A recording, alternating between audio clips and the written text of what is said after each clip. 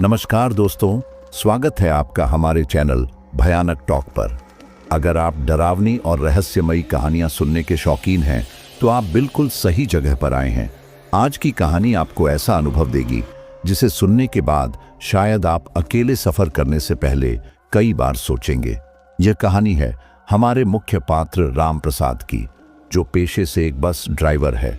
राम प्रसाद ने अपनी जिंदगी में कई रातें हाईवे पर सफर करते हुए बिताई हैं, लेकिन यह रात बाकियों से बहुत अलग थी।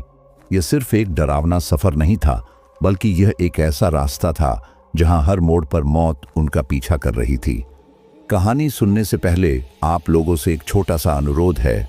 अगर आप हमारे चैनल पर नए हैं तो चैनल को सब्सक्राइब करना न भूलें और वीडियो को लाइक ज़रूर करें, और आप अपना नाम और अपने शहर या गांव का नाम ज़रूर कमेंट करें। अगली बार हो सकता है अगली कहानी में आपका नाम लिया जाए। तो अब देर किस बात की, संभल कर बैठिए, अपने दरवाजे और खिड़कियां बंद कर लीजिए, क्योंकि यह कहानी आपके रोंगटे खड़े कर देगी। तो चलिए राम प्रसाद के नज़रिए से सुनते हैं यह खौफनाक सफ़र। ये रात बाकियों से अलग थी। मैं अपनी बस लेकर दिल्ली से कोलकाता की ओर जा रहा था। समय रात के 10 बज चुके थे और बस हाईवे पर दौड़ रही थी। यात्रियों में से ज्यादातर सो चुके थे। मेरे बगल में बैठा कंडक्टर शंकर खिड़की के बाहर देख रहा था। रामू भाई, यह रास्ता कुछ ज्यादा ही खामोश नहीं लग रहा? शंकर ने मुझसे पूछा।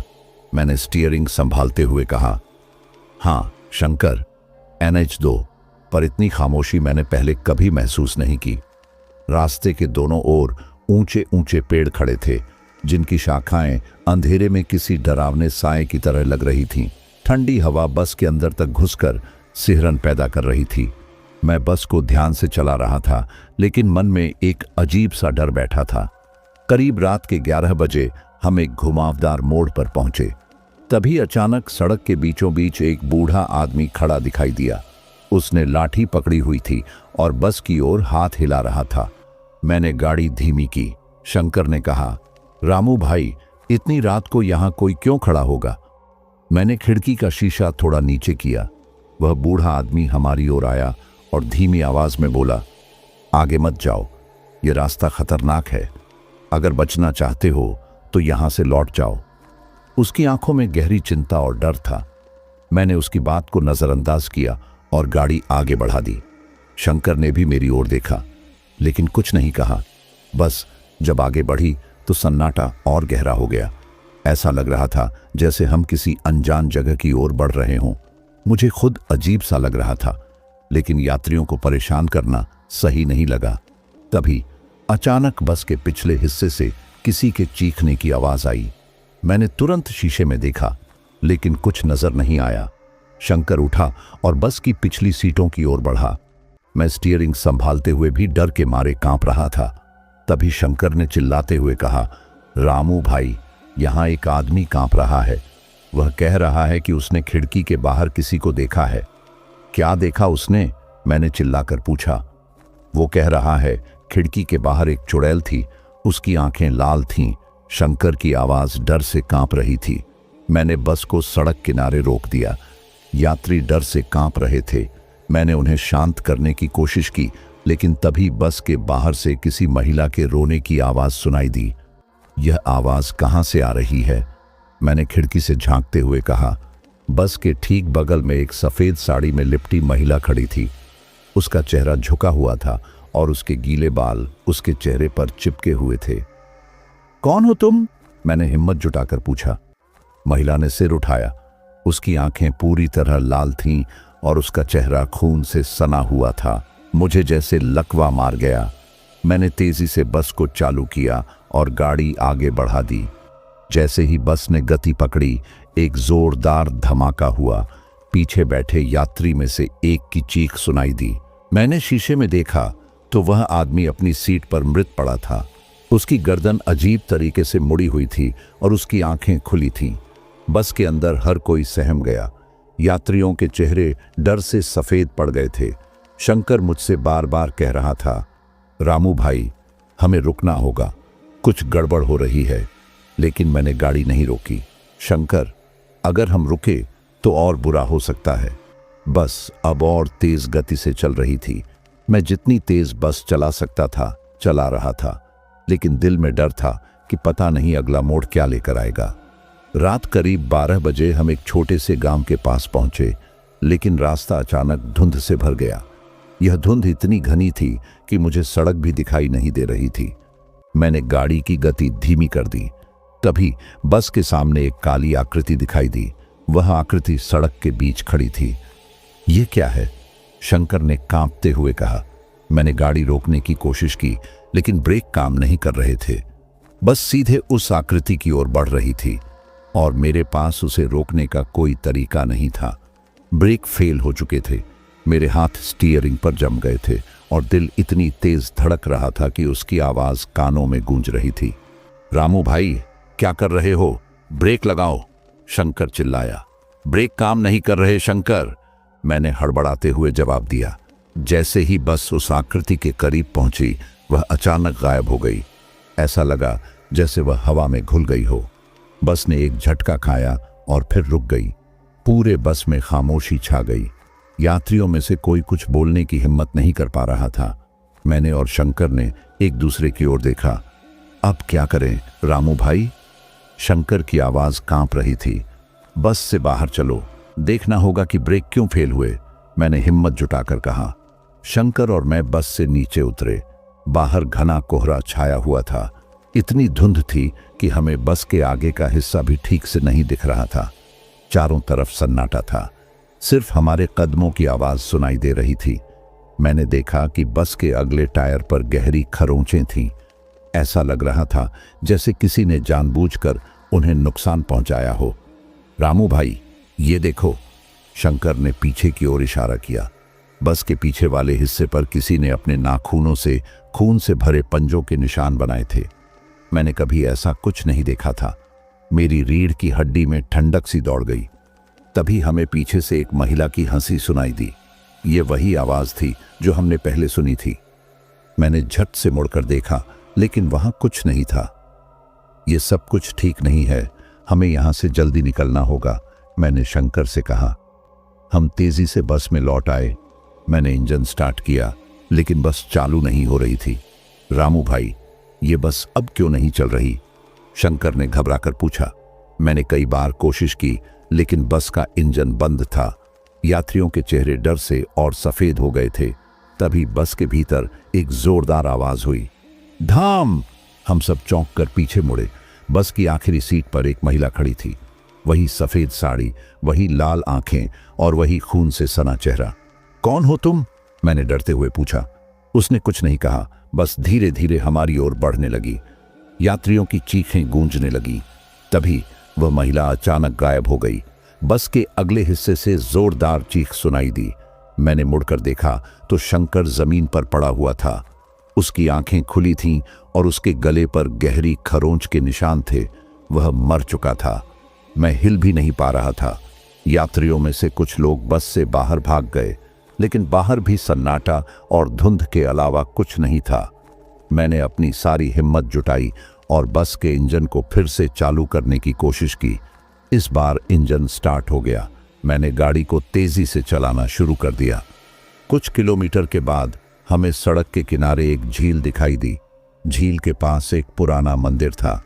यात्रियों में से एक बुजुर्ग ने कहा, वह मंदिर हमें बचा सकता है, वहां चलो।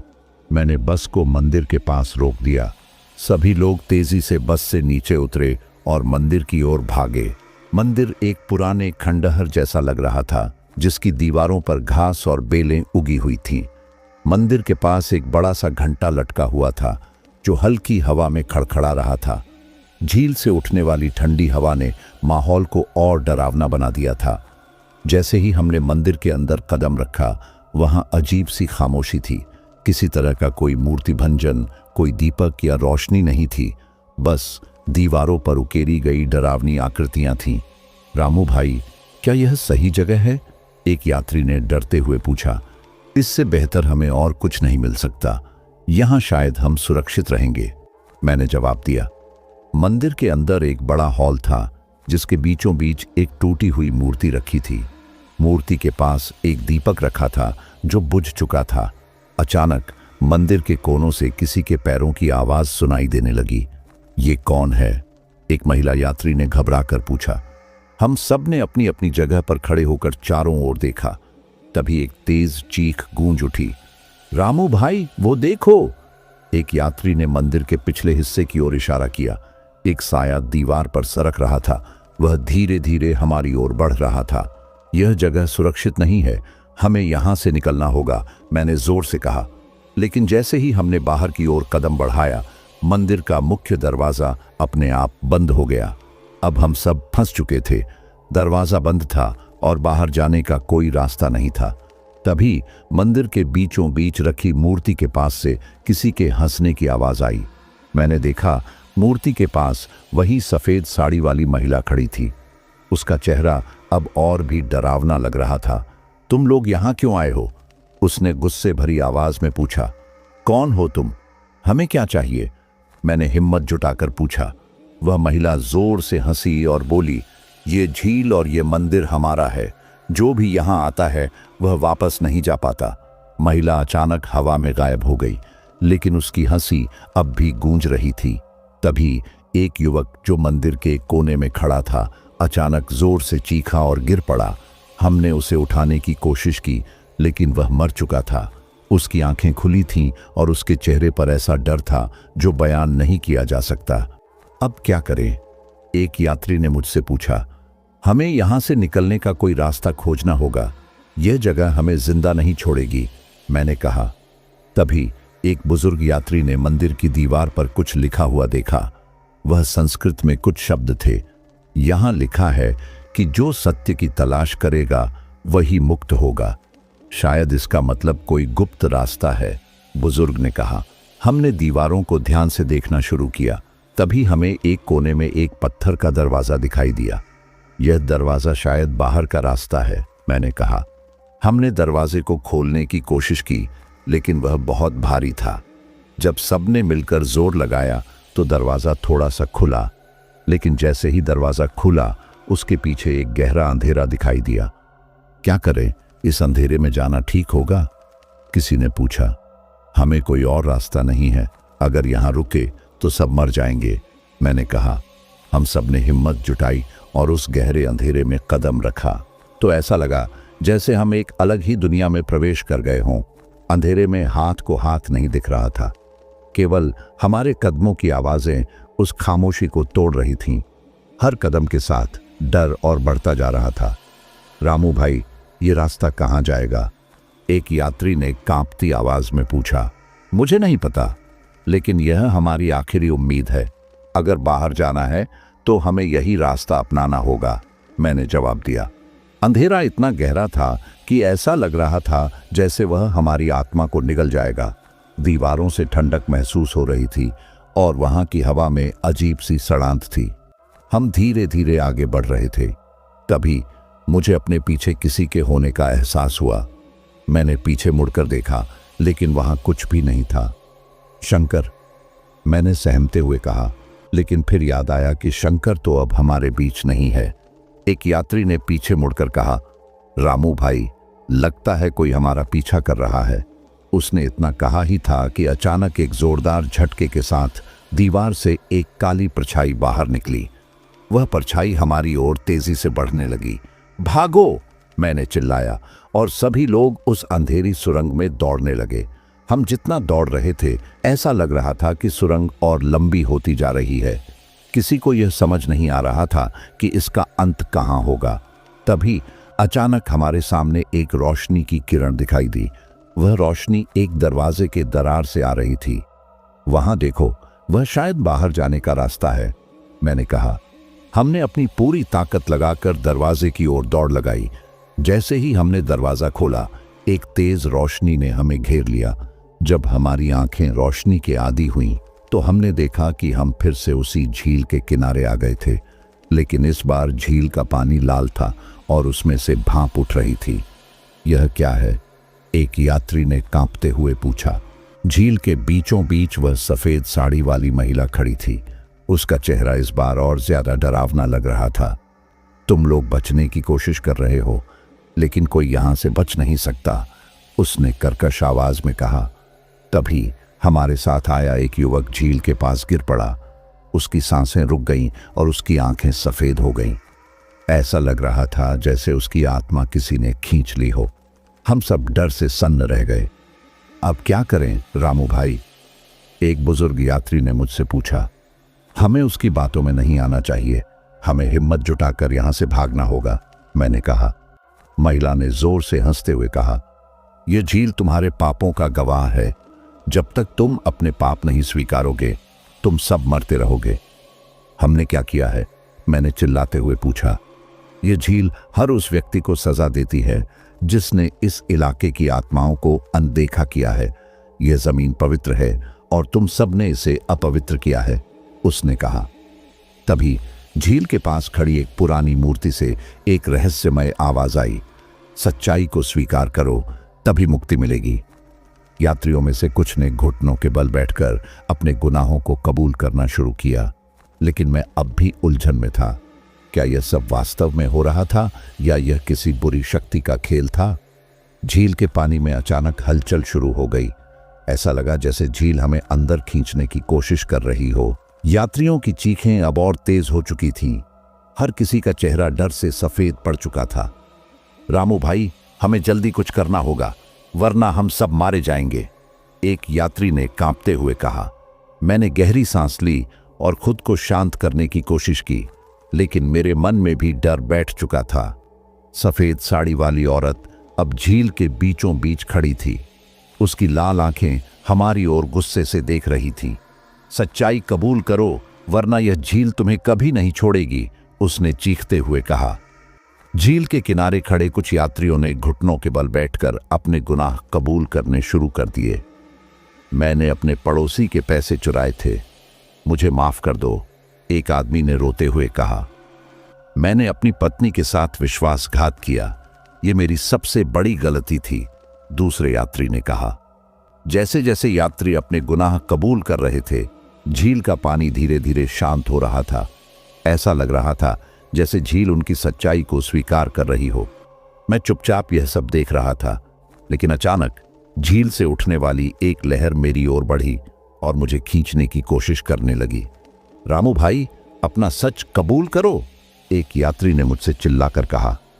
मैंने अपनी आंखें बंद की और सोचना शुरू किया, क्या मैंने कोई ऐसा गुनाह किया है जिसे मैंने दबा दिया था? तभी मेरे दिमाग में एक पुरानी घटना कौंधी। करीब 5 साल पहले मैंने एक दुर्घटना में किसी को कुचल दिया था। वह रात भी ऐसी ही थी, अंधेरी और डरावनी। मैंने बस तेज चलाकर भागने का फैसला किया था। वह घटना मैंने किसी को नहीं बताई थी। मैंने एक आदमी को मारा था और मैं भाग गया। यह मेरी सबसे बड़ी गलती थी, मैंने कांपते हुए कबूल किया। जैसे ही मैंने यह कहा, झील का पानी अचानक पूरी तरह शांत हो गया। उस औरत ने हमारी ओर देखा और कहा, यह झील उन आत्माओं की है जो अपने साथ हुए अन्याय का बदला चाहती हैं। यह झील सच्चाई की गवाह है। तुमने अपने पाप कबूल कर लिए, इसलिए अब तुम जा सकते हो। लेकिन उसकी आवाज में एक अजीब सी उदासी थी। तुम कौन हो? मैंने उससे पूछा। वह धीरे धीरे मुस्कुराई और बोली, मैं भी उन आत्माओं में से एक हूं जिसे कभी न्याय नहीं मिला। यह झील मेरी आत्मा का घर है। इतना कहने के बाद वह झील में समा गई। झील के पास वही दरवाजा फिर से दिखाई दिया जिससे होकर हम यहां आए थे। दरवाजा अब पूरी तरह खुला था। चलो, हमें यहां से निकलना होगा, मैंने यात्रियों से कहा। हम सब ने जल्दी से उस दरवाजे से बाहर निकलने की कोशिश की। ये रास्ता अब हमें हाईवे की ओर लेकर जा रहा था। जब हम बाहर निकले तो सुबह हो चुकी थी। सूरज की रोशनी हमारे चेहरों पर पड़ रही थी। ऐसा लग रहा था जैसे हम किसी बुरे सपने से बाहर आ गए हों। बस अब भी उसी जगह खड़ी थी। मैंने इंजन चालू करने की कोशिश की और वह चालू हो गया। हम बच गए रामू भाई, यह भगवान का चमत्कार है, एक बुजुर्ग यात्री ने कहा। मैंने बस को चलाना शुरू किया, लेकिन मेरे दिमाग में वह झील और सफेद साड़ी वाली औरत अब भी घूम रही थी। तो दोस्तों, अगर आपको यह कहानी पसंद आई हो तो वीडियो को लाइक, चैनल को सब्सक्राइब करें ताकि और भी डरावनी कहानियां आप तक पहुंच सकें। अगर आप लोगों के पास कोई हॉरर कहानी है तो आप मुझे व्हाट्सएप पर ज़रूर भेजें। मैंने अपना व्हाट्सएप नंबर डिस्क्रिप्शन में दिया है। कहानी को अंत तक सुनने के लिए दिल से धन्यवाद दोस्तों। आज के लिए बस इतना ही, मिलते हैं जल्द ही कुछ नई कहानियों के साथ।